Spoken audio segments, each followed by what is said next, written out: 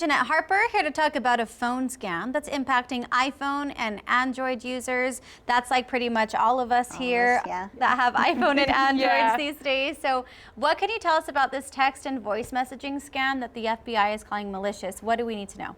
So we have seen that before. Everybody's really kind of used to the term smishing, which is your text messages, and now we're seeing vishing, which is voicemail scams. So what they're doing is they're generating phone numbers and they're acting like law enforcement, so impersonation scams, and in essence to try to get your personal information or put, if you click on those links, to install malicious malware. So now they can gain access to your phones to pull passwords and account information, and also get your friends and contacts so they can have a bigger pool of potential victims. It seems like anytime we hear about scams, we talk about them and then there's a new one that comes out, or there's something new and the scammers just keep on thinking of new things. What should people do if they do get a message like this, and how do they protect themselves? So now we're seeing, the scammers are using AI for generated voice and generated pictures inside the text messages and the voicemails. So just be very careful. First of all, don't send money to a phone number you may not know.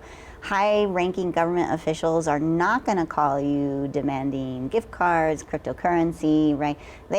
Those high-level officials are not going to get involved into the day-to-day. They're not going to threaten you for arrest, that sort of stuff. So never click on a link that's going to be in the text message, right? We all see that, where we see the Amazon, FedEx scams, right? The UPS. Never click on those, because they're going to take you to a website ran by the scammers to try to get your information. And then voicemail, like I said, it's the AI. They're just taking clips that are out there. So listen to the tone and listen to the words that's coming through. But really, basically, if you don't know that person, just take a second, look at it, do your own research. And if someone does get a voicemail or a message or anything that feels like a scam, what should they do? Should they delete it right away? Oh, yeah, so it's very easy now with our phones. You can just delete and report as junk. So just do that. I do that on a daily basis. But never click on those links, because now you're going to potentially lock yourself out of your phone, and then you can have ransomware and all this other stuff, all these other scams that are out there. But do your own research. So if there's a phone number, because they can use fake note phone numbers, right? So it may not even be from a family member or a law enforcement entity. Do your own research. Find the true phone number for that agency, call them themselves and ask them some questions. If they do fall victim, please reach out to the FBI's Internet Crime Complaint Center at ic3.gov. Again, if they get information about your financial, call your banks right away. And can you tell us a little bit, obviously, if they fall victim for a scam, it's, report it right away and take those additional steps. How can people stay really up to date and aware of all the new scams? So there's a lot of good resources out there. On the FBI.gov webpage, we have a common scams section, but also the Federal Trade Commission, FTC.gov.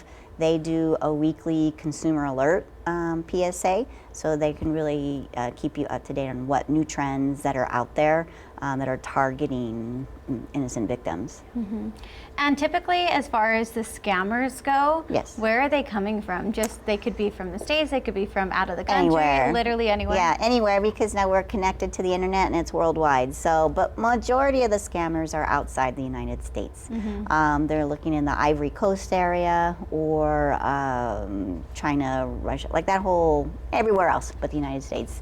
So if you look at our IC3 and you look at the scammers and the amount of money, the United States is the #1 victim of all the other countries on the world. The likeliness, I guess, of you guys, any FBI agency, finding these scammers, is that pretty slim, or how does that work? No, we work with our foreign law enforcement partners. Now the thing is some of those countries don't have extradition, but like a lot of the scammers are Nigeria, let's say, but we work really close with the Nigerian government, and they are actually able to help us with financial sextortion rings or the traditional fraud scams. So we're able to arrest them over there and try to get the money back. But again, if you're sending gift cards or cryptocurrency, we need to know right away, because that money's gone immediately. So please be very careful. Take a moment before you send anybody money. If they're asking you for gift cards, money transfers, or cryptocurrency, it's a scam. Stop. That's probably a red flag. Yes, there. stop right away. Ask a friend, right?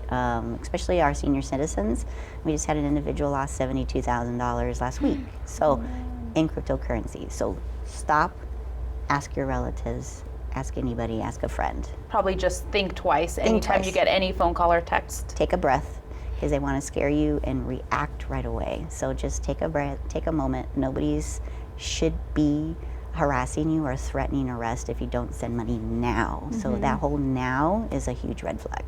Is there anything else that you'd like to add or make sure that people know as, you know, these scams just keep getting more and more sophisticated?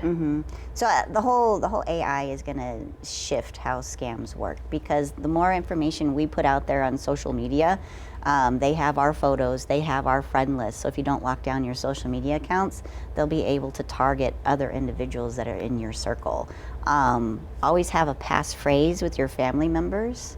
That way, if you call them like, hey, is this you? And then you can get this passphrase, because most scammers don't know that, especially for the grandparent kidnapping schemes or kidnapping for ransom. So just don't trust anything that you don't know a number for.